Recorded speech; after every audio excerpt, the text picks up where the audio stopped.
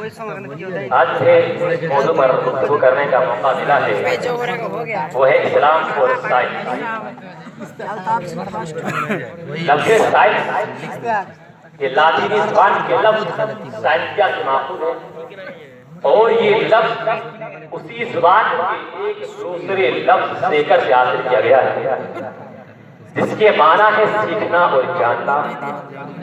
اور عربی زبان میں سائنس کے لیے مطلقاً العلم کا لفظ استعمال کیا جاتا ہے۔ حاضرین، آج کا دور سائنسی علوم کی معراج کا دور ہے۔ سائنس کو بجا طور پر عصری علم سے تعبیر کیا جاتا ہے، لہذا دور حاضر میں دین کی صحیح اور نتیجہ خیز اشاعت کا کام سائنسی بنیادوں پر ہی بہتر طور پر سر انجام دیا جا سکتا ہے۔ اس دور میں اس امر کی ضرورت گزشتہ صدیوں سے کہیں زیادہ بڑھ کر کہ مسلم معاشروں میں سائنسی علوم کی ترویج کو فروغ دیا جائے اور دینی تعلیم کو سائنسی تعلیم سے مربوط کرتے ہوئے حقانیت اسلام کا بول بالا کیا جائے۔ چنانچہ آج کے مسلمانوں کے لیے اسلام اور سائنس کے باہمی تعلق کو قرآن و سنت کی روشنی میں سمجھنا بہت ضروری ہے۔ اور حاضرین، اسلام اور سائنس کے درمیان مطابقت پائی جاتی ہے، اور اسلام اور سائنس کی ایک مطابقت یہ ہے کہ کائنات اپنی عظیم تباہی کے بعد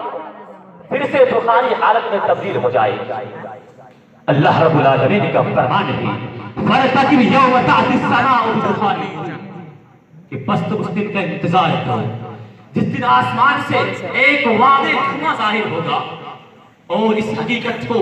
سرور کائنات صلی اللہ علیہ وسلم نے یوں واضح کیا ہے، إِنَّ السَّاعَةَ لَا تَكُونُ حَتَّى أَشْرَقَ الدُّخَانُ وَطُلُوعُ الشَّمْسِ مِن مَغْرِبِهَا۔ اللہ کے نبی صلی اللہ علیہ وسلم نے فرمایا کہ بے شک قیامت اس وقت تو برپا ہوگی، قیامت اس وقت تو واقع نہیں ہوگی جب تک کہ 10 علامت ظاہر نہ ہو جائے۔ پھر اللہ کے نبی صلی اللہ علیہ وسلم ان 10 علامت میں سے ایک علامت کہا کہ دھواں ہے، اور دوسرا سورج کا مغرب سے طلوع ہونا، اور ایک حدیث مبارکہ میں یہ بھی الفاظ وارد ہوئے ہیں، یملأ ما بین المشرق والمغرب یمکث 40 یوما، کہ اسی دھوئے سے مشرق و مغرب تمام اطراف عالم بھر جائیں گے، اور یہ مسلسل 40 دن اور 40 رات قائم رہے گا۔ بہرحال اس بات کو سمجھنے میں کوئی دشواری نہیں ہو سکتی کہ تمام کہکشاؤں کے ٹکرا جانے پر جب کشش کی قوت اپنا اثر کھو دے گی تو کائنات کا مادہ اپنی اولین صورت میں بکھر جائے گا، اور ہر دھواں ہو جائے گا۔ تمام اجرام سماویہ جب آپس میں ٹکرائیں گے تو اس دھماکے سے آگ اور دھوئے کا ظاہر ہونا، آگ اور دھوئے کا پیدا ہونا لازمی ہے۔ سائنس بھی آگ اور دھوئے کی اس کیفیت کے پیدا ہونے کا اعتراف کر چکی ہے۔ مزید یہ کہ سورج کی الٹی صرف مغرب سے طلوع ہونے کا معنی بھی یہی ہے کہ وہ کشش جو تمام اجرام کو اپنے مستقر اور مدار پر مقررہ سمت میں گردش پذیر کرتی ہے، جب اس میں تبدیلی واقع ہو جائے تو اس کی حرکت کی سمتیں متضاد اور متصادم ہو جائیں، اور اس کے نتیجے میں بلا کے سب کچھ آپس میں ٹکرا کر پاش ہو جائے گا۔ وہ زمین کی گردش الٹی ہو جائے گی، جس سے سورج کا مغرب سے طلوع ہونا نظر آئے گا۔ سامعین کرام، یہ قیامت کا بیان ہے جو اس مادی کائنات کے اختتام کے مناسبت ہے،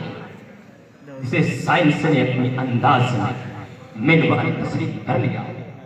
اور جدید دور کے ذراتی طبیعیات دان یہ کہتے ہیں کہ انجام کے طور پر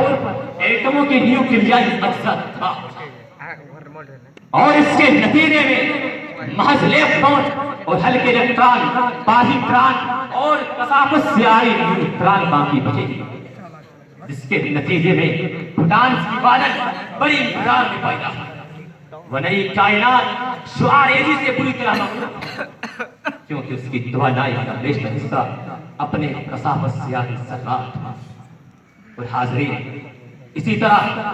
اسلام اور سائنس کے مابین مطابقت کی واضح مثال یہ ہے کہ آسمان وسیع ہو رہا ہے، آسمان وسیع ہو رہا ہے۔ آسمان کے وسعت پذیری کا آسمان کی وسیع تر ہونے کے بارے میں سائنس کی تحقیقات 1924 عیسوی سے زیادہ قدیم نہیں ہے، جب ایک ماہر فلکیات ڈاکٹر ہیبل نے یہ انکشاف کیا کہ آسمان وسیع ہو رہا ہے، اور آسمان کے ڈاکٹر ہیبل نے آسمان کی وسعت پذیری کا راز روشنی کے ریڈ شفٹ کے کہکشاؤں کے ساتھ موازنے کے ذریعے دریافت۔ حاضرین، یہ بات انتہائی قابل توجہ ہے کہ سائنس نے جو دریافتیں 20ویں صدی بالخصوص اس کے چند آخری دہائیوں میں حاصل کی، قرآن مجید آج سے 1400 سال پہلے بیان کر چکا ہے۔ قرآن حکیم آسمان کے وسیع تر ہونے کے بارے میں سورہ زاریات کے اندر بڑی وضاحت و بلاغت کے ساتھ یوں ذکر کیا ہے کہ وَالسَّمَاءَ بَنَيْنَاهَا بِأَيْدٍ وَإِمْكَانٍ۔ اللہ رب العالمین نے فرمایا کہ ہم نے آسمان کو طاقت اور توانائی اور ہم اسے بڑھاتے چلے جائیں۔ اس آیت کریمہ سے پتہ یہ چلا کہ آسمان، یہ آسمان جسے اللہ رب العالمین نے طاقت اور توانائی سے تخلیق کیا، وہ وسیع ہو رہا ہے۔ اسی طرح ڈاکٹر ہیبل کے علاوہ دوسرے سائنسدانوں نے یہ انکشاف کیا کہ زمین تنگ ہو رہی ہے۔ قرآن یہ کہتا ہے، اللہ رب العالمین سورہ رعد آیت نمبر 42 میں فرماتا ہے اولم یروا ان نأتی الارض ننقصها من اطرافها، اور سورہ انبیاء آیت نمبر 44 کے اندر اللہ رب العالمین کا فرمان ہے افلا یرون ان نأتی الارض ننقصها من اطرافها، کیا وہ نہیں دیکھتے ہم زمین کو ان کے کناروں سے ہٹاتے چلے آ رہے ہیں؟ تو اس سے پتہ یہ چلا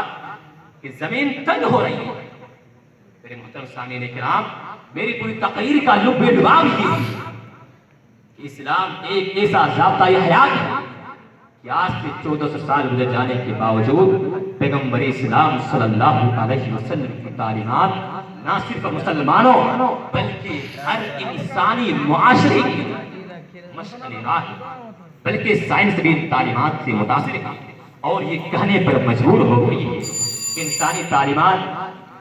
انسانی وجود سالمیت اسلامی تعلیمات پر عمل پیرا ہونے سے ممکن ہے۔ اب میں آخر میں اللہ رب العالمین سے دعا کرتا ہوں کہ یا باری الہ ہم تمام مسلمانوں کو اسلام اور سائنس کے باہمی تعلق کو قرآن و سنت کی روشنی میں سمجھنے کی توفیق عطا فرما۔ والسلام علیکم ورحمۃ اللہ۔